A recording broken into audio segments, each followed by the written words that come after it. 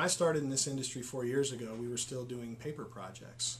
So the old banker's box days where you were sitting down and reviewing documents and putting slip sheets in there and sending them off to a copier to be imaged or scanned. And then we gradually started doing some eDiscovery projects. Smaller projects at first, but now in the last 3 years it's probably 95% electronic versus paper. That's a lot. It's a tremendous amount of shift.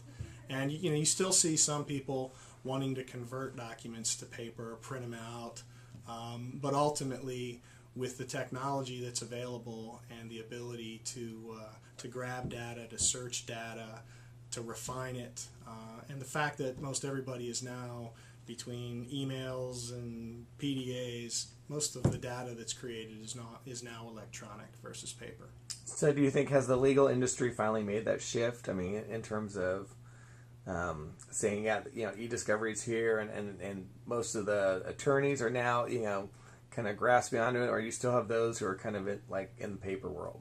I think you see a blend. You'll see those that are, just because they're not familiar enough with the technology, that they're still in the, quote, paper world.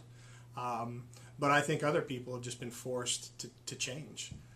Because of all the technology that's out there and all the data that's out there, people now have to be familiar with terms like metadata. Whether they want to or not, they need to at least be familiar with it. And with the federal courts, establishment of specific rules and models as to deal with this, I think it's here to stay. From what I've seen, there's going to be a tremendous amount of pressure put on everyone to decrease costs. Obviously, the economy is forcing a lot of companies to look at the bottom line. And 10 years ago, legal expenses probably just passed right through. But now when you're talking about budgets for large-scale eDiscovery reviews, they can run into the millions of dollars. And it's strictly an expense.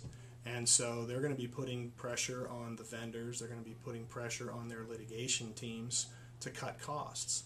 And I think what that's going to force us to do is to leverage technology, to leverage our partnerships, and to be able to create more efficiencies within what we do, but still be able to deliver the same quality that we did. So the pressure will be efficiencies, but the same level of quality.